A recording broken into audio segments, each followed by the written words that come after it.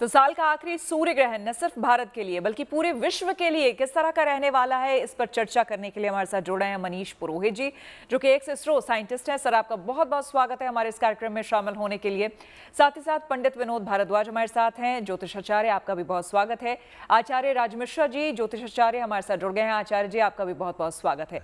तो सबसे पहले मनीष, आपके पास आते हुए यहाँ पर देखिए, लगातार जिस तरह से जो गणितज्ञ हैं, जो पुरोहित हैं, पंडित हैं, जो आचार्य हैं, ज्योतिषाचार्य हैं, अपनी अपनी बातें वो कह रहे हैं, और जो साइंटिस्ट भी अगर इसको देख पा रहे हैं, आप क्या इसको जोड़ते नहीं है इस तरह से? एक ये खगोलीय घटना तो है, हम सभी जानते हैं, साइंस इसे अपने नजरिए से देखता है, लेकिन आपको नहीं लगता कि इस वक्त जो पूरे विश्व में हो रहा है, जिस अशांति की बात की जा रही है, कहीं ना कहीं आप लोग भी इससे रिलेट करते हैं? देखिए, हमारे लिए तो सोलर इक्लिप्स या लूनर इक्लिप्स या कोई भी ऐसा एस्ट्रोनॉमिकल फिनोमेना जो होता है, वो कुछ ना कुछ सीखने का एक माध्यम बनता है, जहाँ पे हम कुछ नया पढ़ पाते हैं about the sun, maybe planet. जैसे अभी इस वक्त धरती के 2 चांद हो रखे हैं, तो जो दूसरा चांद है वो एक एस्ट्रॉइड है जो कि धरती के अट्रैक्शन में ग्रेविटेशनल पुल के अंदर आ गया और धरती के चारों तरफ घूमेगा नवंबर तक और फिर छोड़ के चला जाएगा। तो ऐसी जो भी इवेंट्स होते हैं वो हमारे लिए एक लर्निंग फेज होता है, जहां पर हम कुछ नया सीखते हैं, कुछ नया पढ़ते हैं। अब जैसे सोलर एक्लिप्स की बात करें तो सोलर एक्लिप्स ने बहुत सारी चीजें हमें बताई। हमें पता चला सोलर एक्लिप्स के थ्रू ही कि हीलियम नाम का एक एलिमेंट भी एग्जिस्ट करता है इस ब्रह्मांड में। क्यों? क्योंकि जब पढ़ रहे थे सूरज को एक्लिप्स के टाइम पे, तो ये बात हमें पता चली। हमें पता चला सूरज के कोरोना के बारे में, कि सूरज का भी एक कोरोना का एक पार्ट होता है जो सूरज का होता है, जो कि ऐसे हमें नहीं दिखता है, लेकिन जब कंप्लीट सोलर एक्लिप्स होता है तो वो चीजें हमें ऑब्जर्व हुई। सोलर एक्लिप्स ही हुआ था 1919 का, जिसको ग्रेट सोलर एक्लिप्स ऑफ 1919 कहते हैं, जिसके ऑब्जर्वेशन से सर आर्थर एडिंगटन ने एल्बर्ट आइंस्टाइन साहब की जो थ्योरी थी उसको कहीं ना कहीं प्रूव करने में बहुत बड़ा रोल प्ले किया था। तो हमारा जो अप्रोच होती है, जो हमारा एस्पेक्ट हम जो पढ़ते बहुत ही हैं, डिफरेंट वो है। डिफरेंट हो जाते हैं। बिल्कुल, मैं आऊंगी आपसे, चर्चा और करूंगी। पंडित विनोद भारद्वाज हमारे साथ बने हुए हैं। पंडित जी, जैसे आध्यात्म कहते हैं, जिसे स्पिरिचुअलिटी कहते हैं, जिसको लेकर हम तमाम अभी अभी हमने वो जो पैकेज हमारा चला है उसमें भी ये बातें सामने आई है। इतिहास में जो कुछ भी हुआ है और बड़ी बड़ी घटनाएं, महाभारत को लेकर के, महाभारत का जो युद्ध हुआ था, उससे बड़ा द्वारका, पूरा का पूरा द्वारकाधीश, जो पूरी नगरी थी द्वारका नगरी, वो डूब गई। ये सब कुछ हुआ है सूर्य ग्रहण के दौरान। तो ये जो इतिहास है, क्या उसे हमें नहीं समझना चाहिए और उससे जोड़ करके आज को नहीं देखना चाहिए? निश्चित रूप से, क्योंकि शास्त्र जो है हमारे ऐसे हैं कि जब विज्ञान नहीं था, यानी आज का विज्ञान, तब भी हम इन ग्रहों को बांस की पोंगी से इन ग्रहों की गति को गिन लिए थे। आज भी देखा जाता है, एक 20 रुपए का पंचांग सूर्य ग्रहण, चंद्र ग्रहण कब होगा, इसकी बिल्कुल सटीक जानकारी देता है। तो एक चीज यहां पे निश्चित रूप से बेहद आवश्यक है जानना, सूर्या सौर्य मथेंदु उच्च पदबिम, सूर्य और चंद्रमा इस सृष्टि नहीं, जो जहां भी इनका प्रभाव है सूर्य चंद्रमा का, इनके प्रभाव से ही मनुष्य ही नहीं अपितु पूरा जड़ चेतन जीवंत है और ऊर्जा पाता है। सूर्य आत्मकारक होता है, सूर्य ऊर्जा कारक है, सूर्य निश्चित रूप से जनक कारक है, पैदा करता है, और जो है चंद्रमा निश्चित रूप से उसका पोषण करता है, जीवंत रखता है। तो एक चीज यहां पे जानना बहुत आवश्यक है कि सूर्य ग्रहण और चंद्र ग्रहण जब होता है तो निश्चित रूप, अगर ये 15 दिन के अंदर होते हैं तो क्योंकि चंद्र ग्रहण हुआ है और फिर सूर्य ग्रहण आ गया, चंद्र ग्रहण से मानसिक दुर्बलता उत्पन्न हो जाती है, जिससे डिसीजन लेने में बहुत गलतियां होती हैं। और जब सूर्य ग्रहण आता है तो निश्चित रूप से सूर्य का प्रभाव है एक तरह से ओज का, तेज का और ऊर्जा का।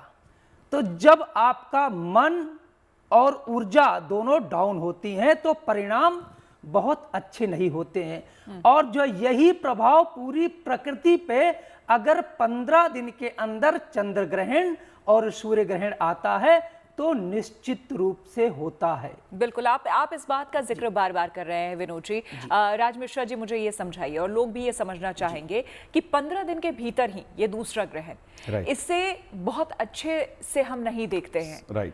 क्या इसके सकारात्मक या फिर क्या नकारात्मक इसके पहलू हैं, जरा बताएं। देखिए, दो चीजें बहुत इंपॉर्टेंट है। जैसा हम भी रिसर्च की बात कर रहे हैं, साइंटिस्ट की बात कर रहे हैं, वैज्ञानिक हमारे मनीष जी ने बहुत सुंदर कहा कि यस, हम इससे कुछ सीखते हैं। तो हमारा जो शास्त्र रहा है, जो हमारा धर्म रहा है, ये वैज्ञानिक ही रहा है। अगर हम श्री रामचरितमानस के अंतर्गत जाएं श्वेता जी, तो श्री रामचरितमानस में गोस्वामी तुलसीदास जी ने लिखा और भगवान राम ने खुद कहा कि ज्ञानी ते प्रिय अति विज्ञानी, मुझे ज्ञानी प्रिय है, लेकिन ज्ञानी से ज्यादा प्रिय मुझे वो है जो उस चीज के बारे में वास्तविकता में रिसर्च करता है, उस चीज के बारे में जानता है। ये जिस चीज की बात कर रहे हैं, ये धर्म के लिए भी रिसर्च का विषय होता है और धार्मिक लोग भी इसके बारे में बार बार रिसर्च करते हैं कि जो प्लैनेट हमारी आत्मा को डायरेक्टली इंपैक्ट करता है। क्यों बात की गई भाई, महाभारत युद्ध हुआ, उस टाइम 2 ग्रहण एक साथ पड़े थे, कंफर्म है। या जितनी भी विविधताएं हुई हैं, आप देखिए 2 ग्रहण एक साथ पड़े हैं, लेकिन उससे पहले जो आपको परिणाम दिख रहा है वो शायद विश्व के अंदर पूरी तरह से दिख रहा है। सूर्य आत्मा का कारक है। जब उसकी जो ऊर्जा हमें मिलनी चाहिए, जो उसकी पॉजिटिविटी मिलनी चाहिए, वो जब हमको नहीं मिल पाती है तो हमारी आत्मा विचलित होती है, और आत्मा विचलित होने के कारण लोग उल्टे सीधे डिसीजंस लेते हैं और उसके कारण युद्ध जैसा वातावरण बनता है। तो सूर्य जो कि हमारे यहां पॉजिटिविटी का एक इंपॉर्टेंट सोर्स है, चाहे उसको आप प्रकृति के ऊपर देख लीजिए, वनस्पतियों के ऊपर उठा करके देख लीजिए, समुद्र के ऊपर उठा करके देख लीजिए, जब उसकी ऊर्जा पूरी तरह से धरती पर नहीं पड़ती है तो वो चाहे पृथ्वी की बात की जाए और चाहे वो मानव की बात की जाए, दोनों पर उसका नकारात्मक इंपैक्ट पड़ता है। उसके बाद भी आपको याद होगा 2019 के अंतर्गत भी ऐसी 2020 में हुआ था, 2 ग्रहण एक साथ जाकर के पड़े थे। क्या हालात 2020 के अंतर्गत हुआ, हम लोगों ने उसको उठा करके देखा है। तो जब भी ग्रहण 2 एक साथ पड़ेंगे तो नकारात्मक इंपैक्ट उसका होगा। मैं आज के साइंस को बहुत अच्छा मानता हूं, इसको ध्यान रखिए, लेकिन जो पुरातन साइंस है, अगर आप शास्त्र उठा करके पढ़िए, गर्ग संहिता के अंतर्गत बड़ा स्पष्ट वर्णन है और सोवियत संघ ने उस पर रिसर्च भी किया। गर्ग संहिता के अंतर्गत वर्णन है कि जब 2 ग्रहण एक साथ पड़ते हैं तो उल्का ऐसी परिस्थितियां उत्पन्न होती है, और उसको लेकर के सोवियत संघ ने रिसर्च किया और उस चीज को पाया। भाई आप सोचिए, आज हमको पता चला कि नासा का जो शायद स्थापना है वो 19 कुछ में हुई है, राइट। और तब हमें पता चला कि बृहस्पति का एक साइकिल कितने दिन में पूरा होता है, 12 वर्ष के अंतर्गत पूरा होता है। और हमारा कुंभ का आयोजन कब से होता आ रहा है, महाभारत काल से हम कुंभ का आयोजन करते आ रहे हैं। अभी जाकर के आप, आज के साइंस को बेहतर मानता हूं, लेकिन मुझे लगता है कि हम अगर वेदों के साइंस को भूल जाएंगे तो शायद परिस्थिति हमारी खराब होगी। वेदों में आज से ज्यादा रिसर्च किया गया था। बिल्कुल। अभी हम चंद्रमा का, जब हमारा चंद्रयान 3 गया तो हमें पता चला कि चंद्रमा का जो 15 दिन के जो हमारा 1 महीना होता है, वो चंद्रमा का 1 दिन होता है, 1 दिन और रात्रि होता है, राइट। आप सोचिए, हमारे सनातन धर्म के अंतर्गत कब से कृष्ण पक्ष और शुक्ल पक्ष, अंधेरी रात और उजली रात आप लोग देखते आ रहे हैं ना, तो कब का वो बेहतरीन रिसर्च था। तो जो ग्रहण पूरी होता तरह है, से इसको नकारा नहीं जा सकता है। ये बहुत ही, ये शुरू से ही कहते हैं कि हमारा जो आध्यात्म है वो साइंस बेस्ड है। श्वेता जी, 2 प्रॉब्लम हुई है, मैं 30 सेकंड आपके चाहूंगा। 2 चीजें हुई है। अभी अभी कुछ ऐसी कंडीशन हुई है कि साइंस ने धर्म को स्वीकारना बंद किया और धर्म ने साइंस को स्वीकारना बंद किया। अगर ये दोनों एक साथ हो जाए, साइंस और धर्म दोनों लोग एक दूसरे को एक्सेप्ट करें और दोनों लोग बैठ करके अगर एक साथ काम करना शुरू करें, मुझे लगता है बहुत बेहतरीन डिसीजन लेकर आएगा। लेकिन राज मिश्रा जी, मुझे नहीं लगता है कि धर्म ने कभी साइंस को स्वीकारना बंद किया है। धर्म जो हमारा है, खास करके सनातन धर्म की जब हम बात करते हैं तो वो साइंस बेस्ड ही है। वो बहुत साइंटिफिक है। हमारे जितने पर्व त्योहार होते हैं वो सारे साइंटिफिक हैं। खैर, उसके बारे में हम आगे चर्चा करेंगे, लेकिन मनीष, यहाँ पर आप सुन रहे होंगे हमारी बातें। आप ये बताइए कि जिस परिवेश से हम सभी आते हैं, हम सभी का मतलब उसमें आप भी शामिल हैं, जिस परिवेश से आप भी आते हैं, या फिर आपने भी बचपन से सुना होगा, घर में भी किस्से कहानियां आपने भी सुनी होंगी, वेद पुराण की चर्चा आपके घर में भी हुई होगी, तो उस पर हम स्पिरिचुअलिटी से जुड़ी बातें मैं आपसे थोड़े समय बात करूंगी। लेकिन अभी जबकि पूरा विश्व इस वक्त देख रहा है, सभी जान रहे हैं कि सूर्य ग्रहण जो है वो लग चुका है, 9:12 से इसका समय जो है वो प्रारंभ हो चुका है और 3:17 पर शायद ये खत्म होगा। ये समय इसका दिया गया है। ऐसे में ये बताइए कि अभी इस वक्त जो सूरज है उसकी स्थिति क्या है, अभी किस तरह का वो दिख रहा हो, क्योंकि भारत में तो वो दिख नहीं रहा है, जिन देशों में वो दिख भी रहा है वहां पर किस तरह से वो दिख रहा होगा? देखिए, ये एनुलर सोलर एक्लिप्स है जिसके अंदर होता क्या है, जो देखिए आप इसको ऐसे समझिए कि ये धरती है, ये चांद है और पीछे सूर्य है।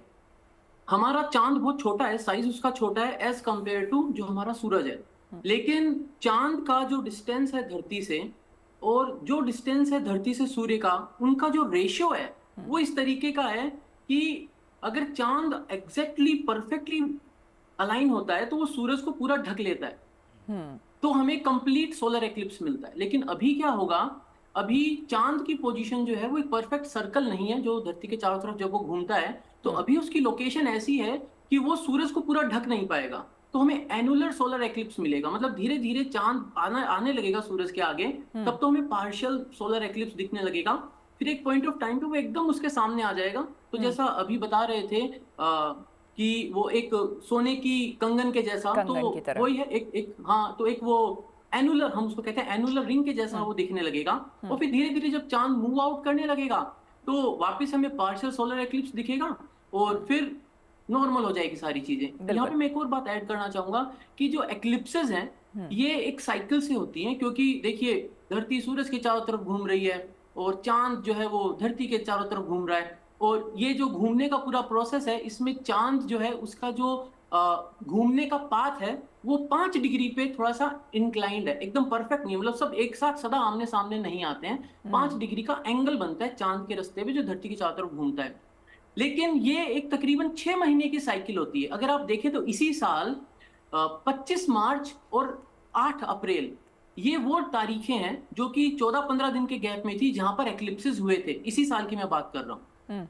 तो एक्लिप्स इस साल जो हुए थे, जो इस पहली साइकिल के एक्लिप्स थे, वो भी इसी मतलब ये ड्यूरेशन था, 14-15 दिन का गैप था उनमें। और अभी फिर से अभी हमारे को जो मिला वो एक 18 तारीख को मिला, 18 सितंबर को, और एक आज है, तो ये अगेन ये 14-15 डेज का जो गैप है ये रहता है। तो ये वाला जो पार्ट रहता है यहाँ पे ऐसा रहता है, सिंस वही चांद का जो मूवमेंट है धरती के चारों तरफ और धरती का जो मूवमेंट है सूरज के चारों तरफ, उसके चलते हम इसको साइकिल कहते हैं, एक्लिप्स की साइकिल, जो तकरीबन 6 महीने के गैप में आती है, या फिर आप कह सकते हैं 173 डेज की ये साइकिल रहती है। और इस साइकिल के अंदर ये जो सीजन आता है जिसमें हम एक्लिप्स सीजन कहते हैं, वो 31 से 37 डेज का होता है। तो ऑन एन एवरेज हम बोलते हैं 35 दिन का ये एक सीजन होता है, जिसके अंदर एक एक्लिप्स, 2 एक्लिप्स, 2 तो नॉर्मल है, 3 भी कभी कभी देखने को मिल जाते हैं। बिल्कुल मनीष, साथ ही साथ एक और कम शब्दों में अगर आप जवाब दे पाए, देखिए कुछ देश हैं जहां पर ये दिखाई देगा, पूर्वी अमेरिका और भी कुछ देश हैं, तो वहां पर क्या इसे खुली आंखों से, नंगी आंखों से लोग देख पाएंगे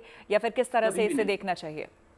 नहीं, देखिए एक्चुअली क्या होता है, इसके लिए स्पेसिफिक सोलर एक्लिप्स को देखने के लिए स्पेसिफिक टाइप ऑफ लेंसेज आते हैं, आपको उन्हीं से देखना चाहिए। बहुत बार लोग बोलते हैं हम एक्सरे फिल्म से देख लें, नहीं उससे भी आप नहीं देख सकते हैं, आप कैमरे से भी नहीं देख सकते हैं, आप बाइनोकुलर से भी नहीं देख सकते हैं। एक बेस्ट तरीका ये होता है, अगर आपके पास कुछ भी नहीं है तो आप एक पिन होल कैमरा बनाएं। पिन होल कैमरा मतलब एक सॉलिड कार्डबोर्ड लें, उसके अंदर एक पिन होल कर दें और फिर उसको ऐसे अलाइन करें कि सूरज की जो रेज आ रही हैं वो उस पिन होल से पास होंगी, तो उसकी इमेज बनेगी नीचे धरती पे। आप उसको उस तरीके से देख सकते हैं, पीठ आपकी सूरज की साइड होगी और आप उसकी जो इमेज बनेगी धरती पे उसको देख सकते हैं। आप बहुत एक जो सिंपल ऑब्जर्वेशन है, आप अभी देखेंगे तो गूगल पे वो इमेजेस भी आ जाएंगी, जहां पर बहुत सारे लोग तो कुछ भी नहीं करते, बस पेड़ों की छांव में खड़े रहते हैं, तो जो पत्तियां हैं पेड़ों की, उनसे जो रेज निकल के आती है वो एक इमेज बना देती है धरती पर, उससे भी एक्लिप्स को देख लेते हैं लोग। इतना बचना चाहिए और इस तरीके से देखना चाहिए, डायरेक्टली आपको नहीं देखना चाहिए खुली आंखों से, नंगी आंखों से, कभी भी नहीं। बिल्कुल। पंडित विनोद भारद्वाज, यहाँ पर आपसे समझना चाहेंगे, इस वक्त जो पूरे विश्व में हो रहा है, जिसकी चर्चा हम कर रहे थे लगातार, वो अपने आप में वाकई चिंता का विषय है। चाहे वो यूक्रेन का मसला हो, रूस यूक्रेन का मसला हो, या फिर अभी इजराइल का मसला हो, हमास लेबनान, तमाम जो युद्ध की स्थिति बनी हुई है, ऐसे में कहीं ना कहीं ये जो खगोलीय घटना होती है और हो रही है इस वक्त जो हम देख रहे हैं, उसे आध्यात्म किस तरह से देखता है, एस्ट्रोलॉजी किस तरह से देखती है? देखिए, सबसे पहले तो श्वेता जी एक चीज़ ये निश्चित रूप से स्वीकार करनी पड़ेगी कि जो प्रकृति के माध्यम से जो लिख दिया गया है वो होकर के ही रहता है। और उसके अकॉर्डिंग देखिए, सूर्य ग्रहण और चंद्र ग्रहण दोनों एक ऐसे टाइम पे आए हैं कि युद्ध की स्थिति, युद्ध की सुगबुगाहट आप सभी लोग देख पा रहे हैं। तो निश्चित रूप से ज्योतिष का यही सिद्धांत है।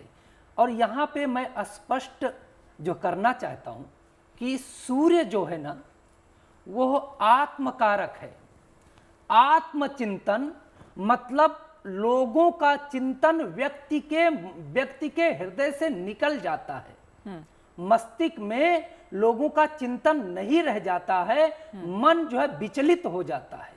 देखिए, एक बात से हो सकता है मनीष जी हमारी बात को निश्चित रूप से स्वीकार ना करें, लेकिन ज्योतिष का एक सिद्धांत ये भी है, रवींद्र राहु हरि जन्म काले प्राणपयाने च नृपाभिषेचने।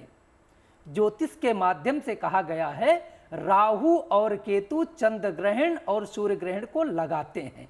तो यहाँ पे जो विज्ञान के छात्र हैं वो हमारी बात को जब सुनेंगे तो उनको हंसी आएगी, लेकिन हमारी ज्योतिष शास्त्र में राहु और केतु को छाया ग्रह कहा गया है और सूर्य ग्रहण चंद्र ग्रहण छाया ही है और वो नकारात्मक छाया है। जब वह राहु और केतु की एक तरह छाया, मतलब चाहे पृथ्वी की छाया हो, चाहे सूर्य की छाया हो जी, चाहे चंद्रमा की छाया हो, जब सूर्य और चंद्रमा के ऊपर आती है तो वहां से नकारात्मक प्रभाव निश्चित रूप से पृथ्वी पे आता है। और तो जो वही छाया, एक मिनट श्वेता जी, बिल्कुल निश्चित रूप से वही छाया राहु केतु के रूप में माना जाता है। राहु केतु कोई हमारे सिद्धांत में ग्रह नहीं है, उपछाया ग्रह है। तो इनका जो एक तरह से जो इनकी छाया है ना, वो छाया मन मस्तिष्क को मलिन कर देती है और व्यक्ति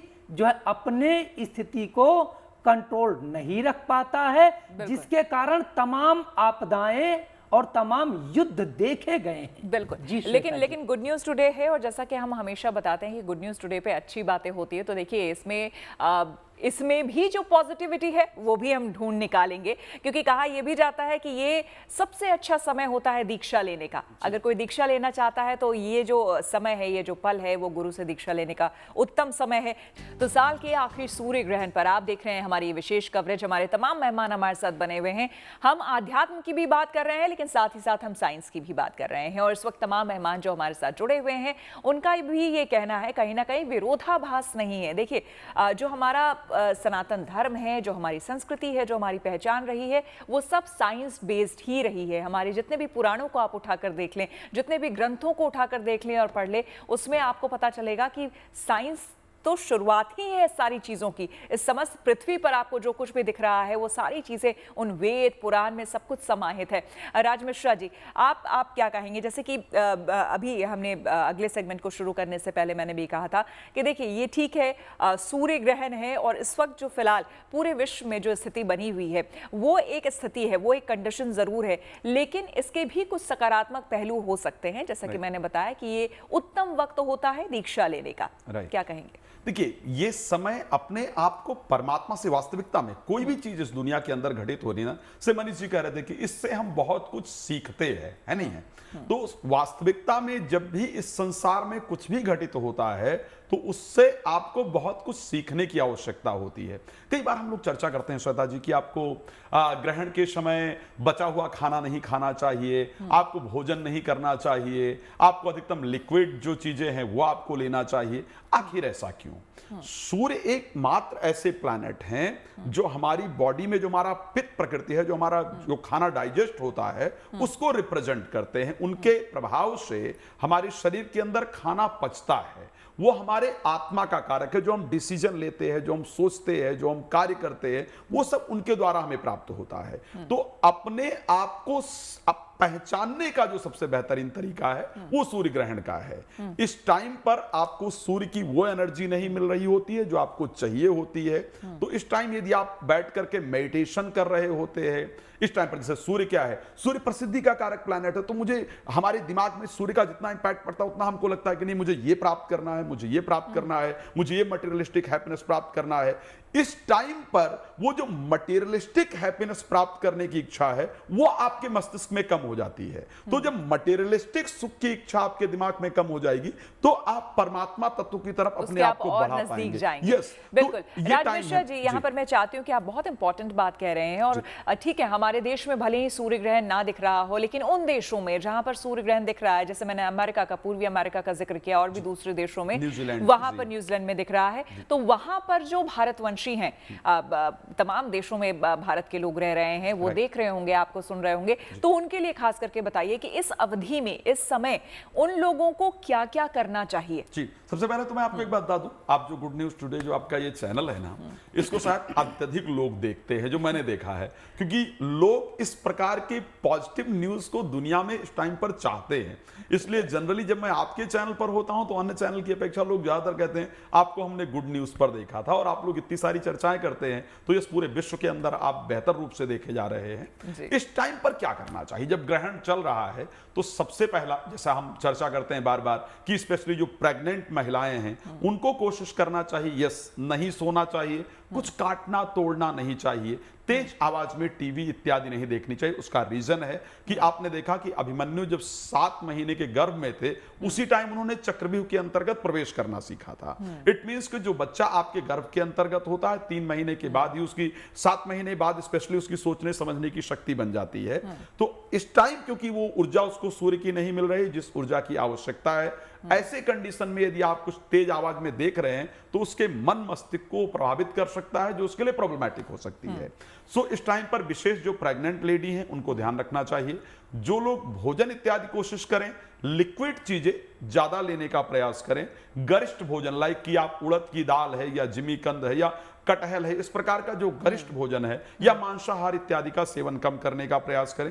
कोशिश करें कोई स्पिरिचुअल बुक पढ़ने का प्रयास करें, या कोई मंत्र, लाइक बहुत सिंपल है कि आप ओम नमो भगवते वासुदेवाय नमः या गायत्री मंत्र श्रद्धा से बैठ करके आप मेडिटेशन करें, अपने नेत्रों को बंद करके एक कोई भी जो छवि आपको लग रही है, आप किसी भी धर्म से कनेक्ट हैं, जिन देवता को मानते हैं, जिन व्यक्ति को आप मानते हैं, उसमें अपने मस्तिष्क को फोकस करें।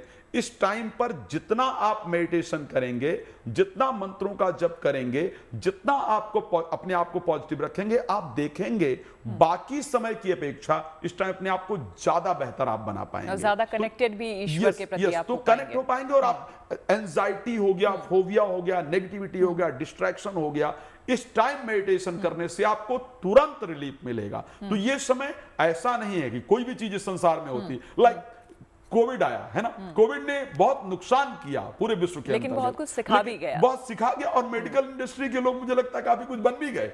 तो कोई भी चीज होता है तो अगर किसी के लिए नुकसानदायक होता है तो डेफिनेटली कुछ लोगों के लिए फायदेमंद भी होता है। तो इसी कारण से ये ग्रहण अगर एक पर्सपेक्टिव से देखा जाए कि विश्व में युद्ध इत्यादि को लेकर के जो पॉलिटिकल लोग हैं उनके ब्रेन को मटेरियलिस्टिक ज्यादा कुछ खींचने के लिए तैयार करेगा, वहीं आप अपने आप को आध्यात्मिकता से जोड़ सकते हैं। आप अपने जीवन में हैप्पीनेस लाने के लिए अपने आप को तैयार कर सकते हैं। पंडित विनोद भारद्वाज जी, ये बताइए कि 3:17 बताया जा रहा है जब ये समाप्त हो जाएगा, तो उसके बाद जब ये ग्रहण काल समाप्त हो जाएगा उसके बाद लोगों को फिर क्या करना चाहिए? देखिए श्वेता जी, क्योंकि सूर्य ग्रहण और चंद्र ग्रहण के बारे में ऐसा कहा गया है शास्त्रों में कि यदि सूर्य ग्रहण का प्रभाव आपके ऊपर तभी होगा जब उसकी ऊर्जा, जब उसका ओज, जब उसका प्रकाश आपको प्राप्त होगा। तो क्योंकि हमारे भारत में तो नहीं इस समय रात्रि है, तो जो है यहाँ पे बहुत ज़्यादा इसका प्रभाव नहीं होगा। तो इस तरह से जो है यहाँ के जो लोग हैं उनको बहुत कुछ करने की आवश्यकता नहीं है, और ना तो इसका प्रभाव नहीं। ये सवाल मेरा उन्हीं लोगों के लिए था जहां पर पड़ रहा है इसका असर, और जहां भारतवंशी हैं। जी जरूर, मैं उसका भी उत्तर देता हूँ। देखिए, जब सूतक समाप्त होता है, जब सूर्य ग्रहण समाप्त होता है, सूर्य ग्रहण समाप्त होता है तो कुछ चीजों पे अपना असर छोड़ करके जाता है, जैसे जल। ऐसा देखा जाता है कि एक तरह से जलीय वस्तुओं पे अपना प्रभाव छोड़ के जाता है। तो अगर आप जल भर के रखे हैं तो उसे फेंक दें। हो सकता है आप भोजन भी यदि आप बना के रखे हैं और उस पे उसका प्रभाव छूट सकता है, तो जो भोजन का भी जहां तक हो सके त्याग कर दें। लेकिन सबसे महत्वपूर्ण चीज है कि आपका स्नान करना, क्योंकि आप स्नान से निश्चित रूप से पवित्र हो जाते हैं, आपके रोम के छिद्र खुल जाते हैं, जो भी नकारात्मक प्रभाव आपके जीवन में है वह नकारात्मक प्रभाव धुल जाते हैं। मनीष यहाँ पर हमारे साथ बने हुए हैं। मनीष, ये बताइए, आजकल जो जेन जी है ना, वो भले ही और किसी स्पिरिचुअलिटी में और किसी चीज़ की बात करें ना करें, लेकिन वो वाइब्स की बड़ी बात करते हैं कि ऐसी वाइब्स आ रही थी, पॉजिटिव वाइब्स आती है या नेगेटिव वाइब्स आती है। तो अभी जिसके बारे में हम चर्चा कर रहे हैं, जिक्र कर रहे हैं कि ये एक ऐसा काल होता है, एक ऐसा समय खंड होता है जिस समय डिप्रेशन की तरफ जो है कई लोग वो अग्रसर हो जाते हैं, वो डिप्रेस्ड फील करते हैं क्योंकि नेगेटिविटी इस तरह से होती है, ये वाइब्स वैसे होते हैं। क्या आप पर्सनली ऐसा आप भी कुछ बिलीव करते हैं? हाँ, देखिए, एक्चुअली अगर हम बात करें सोलर एक्लिप्स या लूनर एक्लिप्सेस की, तो इस वक्त हम जैसे लोग तो देखने बाहर जाते हैं, क्योंकि अगर इसको हमने कभी ऑब्जर्व नहीं किया होता, साइंटिस्ट ने, रिसर्चर्स ने ऑब्जर्व नहीं किया होता, तो बहुत सारी चीजें जो हम पढ़ पाए सूरज के बारे में, जिसको पढ़ने के लिए हमने आदित्य L1 जैसे मिशन को L1 पॉइंट पे भेजा है, धरती से 15 लाख किलोमीटर दूर उसको स्टेशन किया है, हम वो सब इसलिए करते हैं क्योंकि हमें सूरज को पढ़ना है। लेकिन जब एक्लिप्सेस आते हैं तो वो सारी स्टडी हम ग्राउंड से कर पाते हैं, हम धरती से उन सबको पढ़ पाते हैं। तो मोस्टली ऐसा रहता है, जो कंप्लीट सोलर एक्लिप्स हुआ था इसी साल के शुरुआत में, उस वक्त तो और वो अमेरिका के एक बड़े हिस्से पे दिख रहा था, तो वहां पर तो जेट्स फ्लाई करे गए थे, साउंडिंग रॉकेट्स को फ्लाई किया गया था, मतलब एक्सपेरिमेंटल सेटअप्स को फ्लाई करा गया था कि ऑब्जर्वेशंस ली जाए। अभी हम इस एक्लिप्स की बात करें तो इसमें जो मेन पार्ट होगा ना, जहां पर वो सोने के कंगन की जैसा चमक रहा होगा सूरज, वो पार्ट पूरा का पूरा पार्ट पैसिफिक ओशियन पे होगा। मतलब वो किसी उस रीजन से उस वक्त गुजरेगा ही नहीं, वो कहीं दिखेगा ही नहीं उस रीजन में जहां पे कोई इंसान रहता हो। चढ़ता हुआ एक्लिप्स और ढलता हुआ एक्लिप्स जो है वो तकरीबन 2.25 लाख लोगों वाले एरिया से निकलेगा, बस इतने ही लोगों को ही विजिबल होगा। तो होता क्या है ना, एक्लिप्सेस तो मोस्टली इट्स लाइक एक होता है कि एस्ट्रोनॉमिकल टूरिज्म होता है इसके अंदर, तो लोग जाते हैं उस रीजन में, उस बेल्ट में देखने के लिए। तो अगर वाइब्स की बात करें तो it's a thrill to watch. It's a thrill to watch. ठीक है, अच्छी बात है। और इस चर्चा को क्योंकि काफ़ी इंटरेस्टिंग है, क्योंकि अलग अलग नज़रिया है, और मुझे लगता है कि जितने अलग अलग तरह के नज़रिए होते हैं उतना ही इंटरेस्टिंग होता है एक दूसरे को समझना भी, उनके थॉट्स को भी समझना। और एस्ट्रो तक ऐप पर आपको मिलेगा भविष्य से जुड़े हर सवाल का जवाब। डाउनलोड कीजिए एस्ट्रो तक ऐप और चुटकी में जुड़िए इंडिया के बेस्ट एस्ट्रोलॉजर से।